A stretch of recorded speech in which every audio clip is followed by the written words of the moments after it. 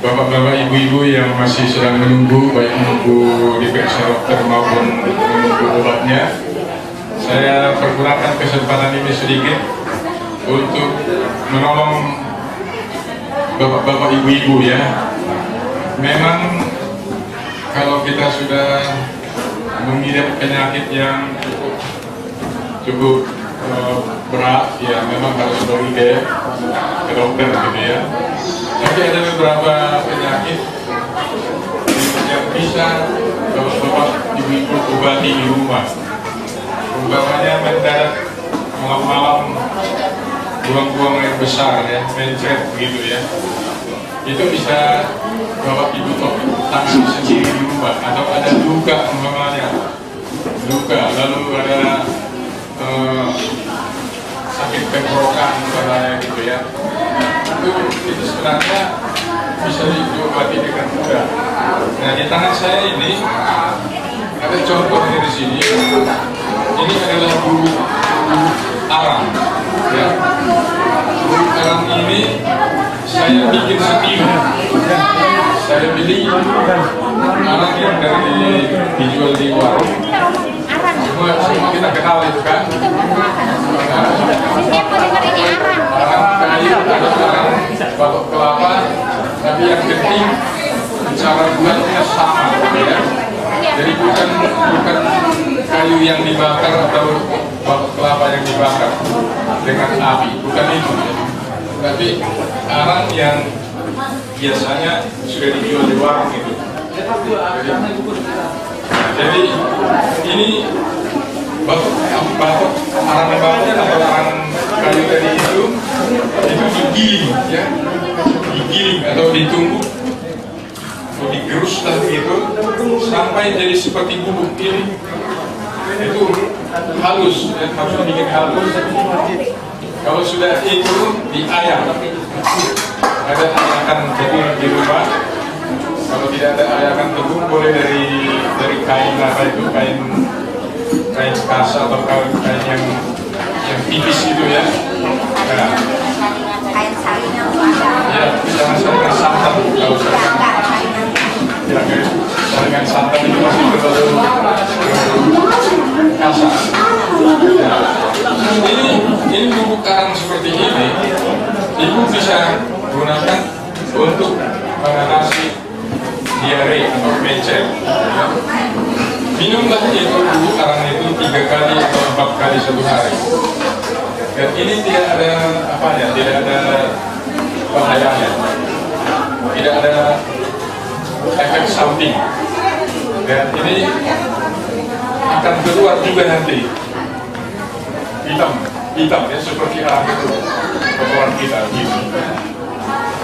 Ini murah kan, tapi juga sangat efektif atau sangat espleng ya. Jadi sengaja saya tunjukkan supaya ibu bapak bisa melihat dan mengetahui, sebab sekarang ini kalau kita berbicara mengenai obat itu memang mahal-mahal gitu ya. Mahal. Jadi ya memang dokter itu nggak bisa disalahkan karena memang bukan dia yang bikin obat dari luar ya. Dokternya sudah berusaha menolong selama mungkin, bahkan ada orang yang dikasih spray gitu ya. Tetapi bagaimanapun juga dia harus menggunakan obat, dan obat itu mahal dibeli. Di sana itu tidak ada alasan tidak spray obatnya. Nah, ini murah dan efektif, tidak ada bahayanya. Semua orang bisa buat. Tidak perlu kita harus pendidikan dokter dulu baru boleh pakai ini. Jadi kalau ada luka-luka, borok, ataupun pudis-pudisan gitu, taburin aja ini arang, atau campur dulu arang itu menjadi seperti bubur gitu ya, lalu taburin dengan arang itu. Nanti dalam waktu dekat itu akan sembuh. Baru ini saya mau tunjukkan dulu.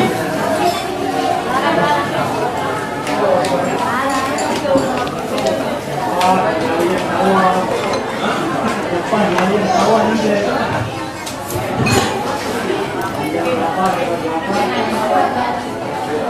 mo kasi ito Baru-baru ini ada seorang anak muda yang datang berobat di sini. Kira-kira mungkin 2 bulan atau 3 bulan yang lalu ya. Dia datang dengan tangannya bonyok. Ya seperti ini saya sudah sembuh. Ini sudah sembuh ini. Itu kita obati di sini dengan bubuk arang yang sudah dibikin seperti bubur tadi.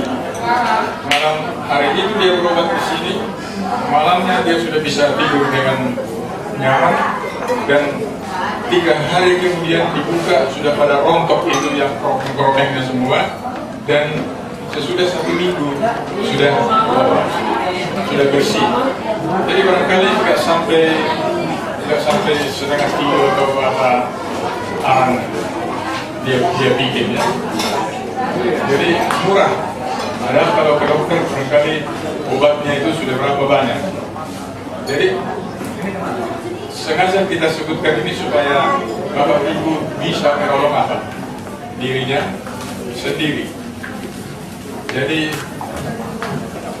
kalau umpamanya sakit tenggorokan, sering begitu kan, udah susah, batuk, boleh dikosong itu bubuk arang tadi di dalam 1 gelas, lalu kumur-kumur begitu, kemudian ditelan, nggak usah buang, jangan dibuangkan ya. Dalam 2-3 hari atau paling lama 3 hari itu sudah akan sembuh. Kalau mungkin nggak sampai 1 bungkus ini habis, gitu. Jadi ini luka umpamanya terpotong, ya taruh gitu. Tapi saya hanya ingatkan kalau luka yang dalam jangan taruh langsung ditaburin arangnya. Sebenarnya dia berbahaya. Cuma nanti arangnya itu akan tinggal di dalam apa ini gitu ya.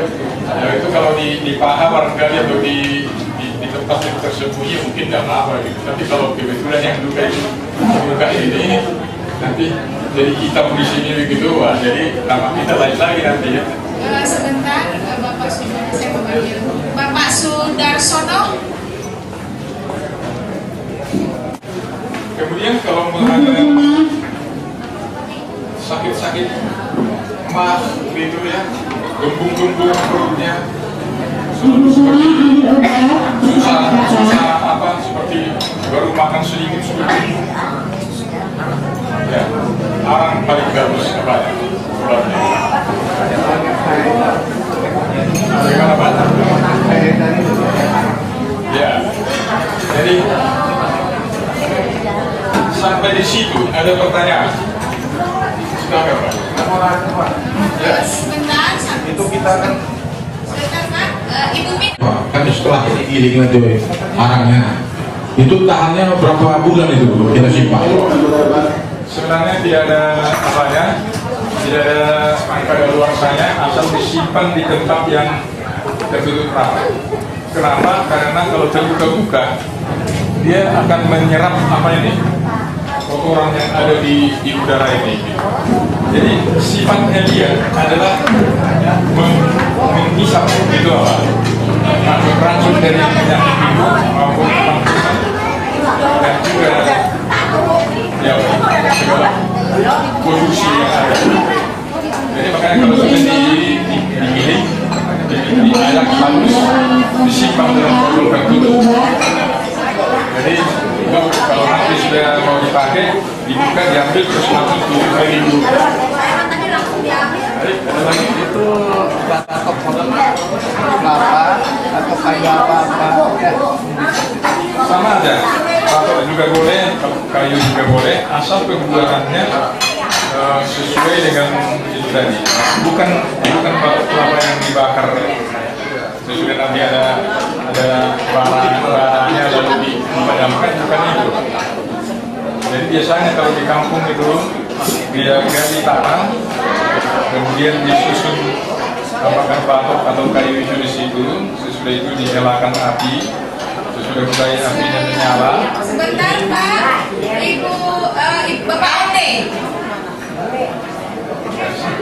Sesudah ditutup, sesudah menyala ditutup, kemudian ditimbun lagi tangan supaya jangan asapnya pun jangan jangan keluar. Nah, kalau hari ini dibuka, besok atau lusa ini dibuka, ini sudah hitam semua, sudah jadi arang. Jadi baik itu batok ataupun kayu sama akhirnya. Jadi ya kalau dalam bahasa Sononya itu sudah jadi karbon, sudah jadi arang. Kita beli di warung itu harus kan ada. Ya, Itu boleh juga. ya boleh. Memang itu aja, nggak usah bapak bikin sendiri lagi, bapak repot bikinnya.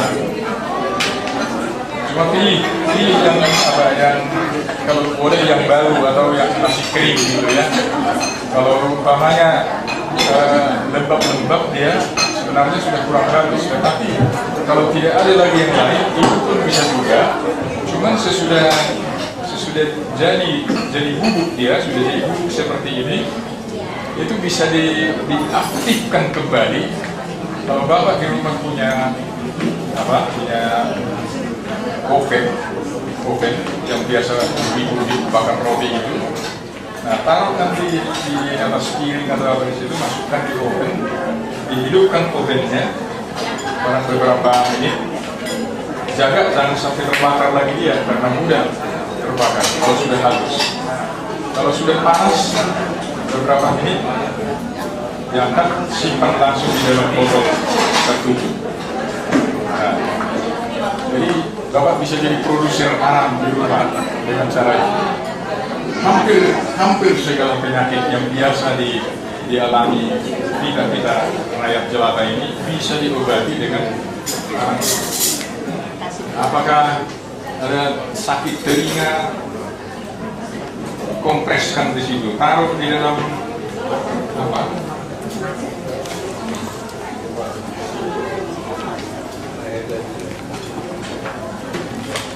kita buat arang itu tadi, bubuk arang itu jadi seperti bubur, jangan encer betul. Sudah itu ambil sepotong kain atau kain kasar begini, ini perban bisa dibeli di apa itu, nggak mahal. Yang tergulung pun bisa,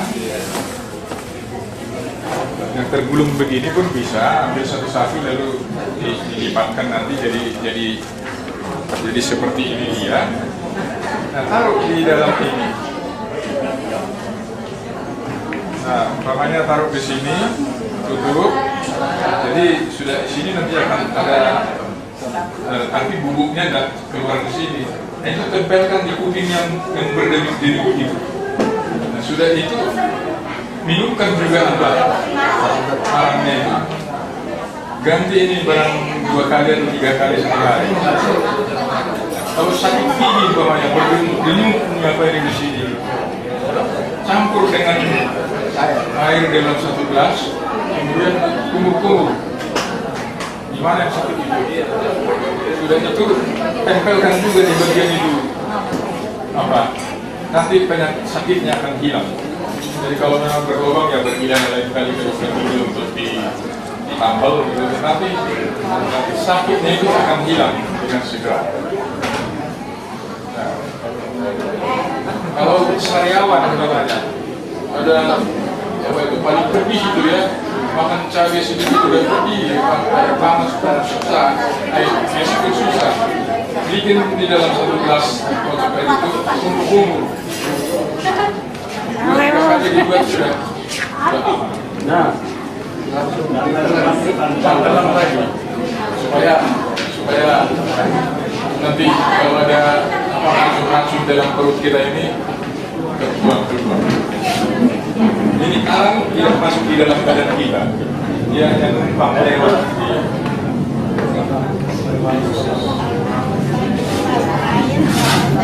satu sendok makan.